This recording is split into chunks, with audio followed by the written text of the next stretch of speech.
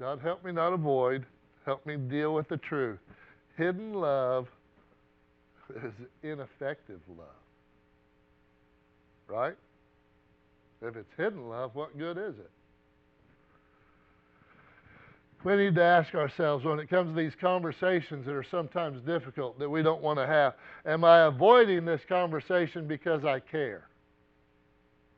Am I avoiding because I'm afraid? And there's a difference. Amen?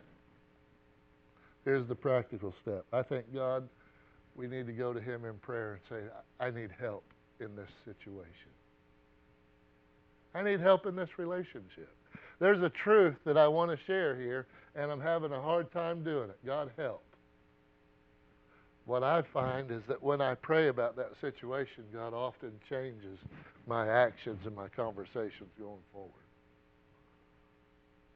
Now, here's my favorite part. It says, let your conversation, this is Colossians chapter 4. Let your conversations be always full of grace. I figured somebody would know. Let your conversations be full of grace, seasoned with salt. So, Colossians chapter 4, verse 6, seasoned with salt. Here's what this is saying, is that we need to deliver this truth in love, but it needs to be done the right way. And this is the reason why this one convicts me so much, is because tone matters. Miss Levine knows. My wife just rolled her eyes at me. Because I will be honest, I'm not very good with it. Sometimes, maybe a lot of times. But tone matters. And sometimes I will give an answer, and the tone that I gave that answer does not reflect the feeling at all that I have. Anybody guilty of that? I'm guilty. I promise you. I'm guilty. Please do not take my voice inflection automatic and say, well, that's absolutely what he means, and he was being a smart aleck. Wait. Give me a chance to defend myself, because I realize a lot of times that comes across that way. That's not my intention at all. Tone matters. And so many times over the last 38 years, I've gotten in trouble simply because of my tone. What was ironic about that is when the children were growing up, I would hear her quite often say, don't you use that tone with me. And then I'm sitting there thinking, I wonder where they got it.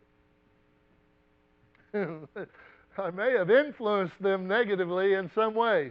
But you see, the thing is, our tone matters as well.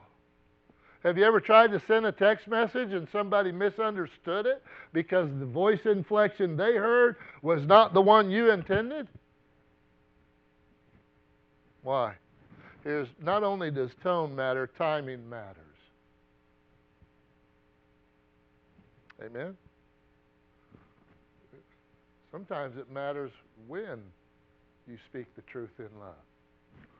Not only are you using the right tone, are you doing it at the right time? What's going on in their world at that time?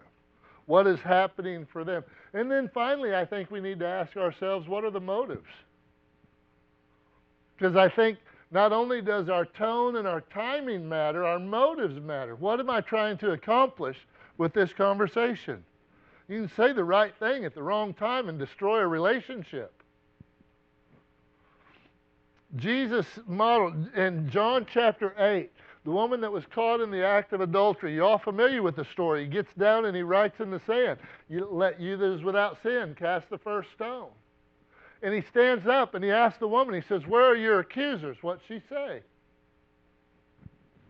They've all left. What'd he say to her? Neither do I condemn thee. Go and sin no more. A couple of things I see about that story is he kind of defended her dignity a little bit. I mean, he didn't just jump on her when everybody else was jumping on her. But he said, let the one that is without sin cast the first stone.